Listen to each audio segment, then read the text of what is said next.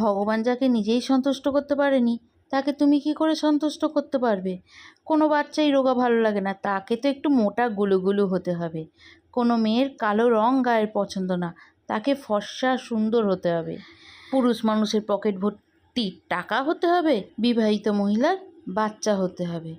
আর দাঁড়াও, বাচ্চা হয়ে যাওয়ার পরেও তার একটা ভাই বোনও হতে হবে।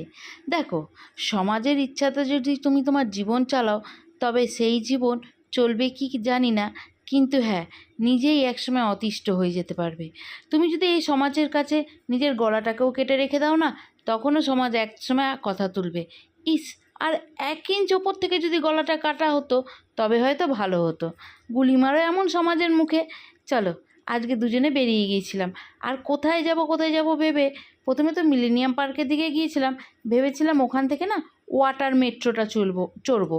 নতুন নতুন উঠেছে তো, আর নতুন নতুন যেটাই উঠবে ওই আমাদের একটা চাহিদা, যারা সোশ্যাল মিডিয়ায় কাজ করি, ভাইরাল হয়তো হতে পারবো। তা যাই হোক, সেইটা তো আর হলো না, কারণ কপালে আমার ভাইরাল হওয়াই লেখা নেই। সেই জন্যে কী করলাম, বাবুঘাটে চলে এলাম। আর এই আজকে না বাবুঘাটে দারুণ পরিবেশ পেয়েছি। বাবুঘাটে এখানে সিঁড়ি দিয়ে নেমে বর আগে চেষ্টা করলো নৌকায় চড়া যাবে কি না, কিন্তু না, নৌকায় আমরা চড়তে পারলাম না, কারণ ওয়েদারটা একটু ওই বললাম দারুণ পেয়েছি। আর আমাদের কাছে যেটা দারুণ, সেটা যারা নদীতে নৌকা চড়া তাদের কাছে একদমই ভালো না, মানে ওই ঝড় বৃষ্টি হবে, আর তারা রিস্ক নিয়ে নৌকা নিয়ে নামলো না। একটু হয়তো জোর জবরদস্তি করলে তারা নিয়ে যেত, কিন্তু তারা বলছিল গ্যারেন্টি কিন্তু আমাদের না, যদি কিছু হয় নদীর এই তালবাহানায় বা এত ঝড়ে, তখন কিন্তু আমরা কোনো রকম রিস্ক নেব না। তা ভাবলাম থাক, রিস্ক নিয়ে দরকার নেই, কী করব, চলো ওপরে গিয়ে বসি। আর ওপরে গিয়ে বসি, এই দেখো, করার কাজ নেই মানে বাবু বাড়ি থেকে মুড়ি বেঁধে নিয়ে এসেছিলো পুটলি করে, তার মধ্যে ছোলা, শসা, পেঁয়াজ, চানাচুর, বাদাম, মানে ওই ঘরে যা যা ছিল ঝালমুড়ি বানানোর জিনিসপত্র তা নিয়ে এসেছিলো, সঙ্গে আচারের তেলও। আর এই নদীর পাড়ে বসে সে মুড়ি মেখে খাচ্ছে, কোনো মানে হয়? আর যে পরিমাণে হাওয়া দিচ্ছিল না, মনে হচ্ছিল না যে পাড় থেকে উঠে যাই। ভাগ্যিস ভালো জানো তো, মাঝির কথা শুনে নৌকা চললাম না, নাহলে কী সর্বনাশ হতো। আমি এখানে বসে বসে ভীষণ বিরক্ত হচ্ছিলাম ওর এই কাণ্ড কারখানা দেখে। আর আমার ওই বিরক্ত হয়ে কোনো লাভ নেই, কারণ ও আমার কথা শোনার মানুষ নয়। যদি শোনার মানুষ হতো তবে এতদিনে অনেক কথাই বলে দিয়েছি যে শুনে নিত। আমি কিন্তু খেয়েছিলাম 1 কাপ কফি।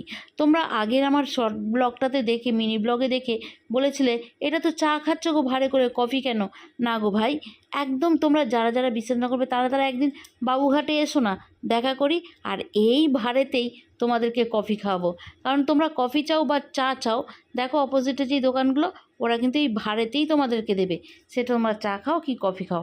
আর দেখেছো, চায়ের কাপ কফির কাপ শেষ হতে না হতেই এরকম ঝড় উঠেছে, মাতাল করা ঝড়। আর গঙ্গার পাড়ে এই হাওয়াটা এত ভালো লাগছিল, মানে আমরা প্রায় 2 ঘন্টার ওপর এই হাওয়াটাই খেয়েছি। আর ততক্ষণে এরকম সন্ধ্যা ঘনিয়ে এসছে। আর সন্ধ্যাবেলা না গঙ্গার এপার থেকে ওপারটা দেখতে এত ভালো লাগছিল, সব আলোগুলো টিম টিম টিম টিম করে জোনাকির মতন জ্বলছে, এ যেন এক মনোরম পরিবেশ।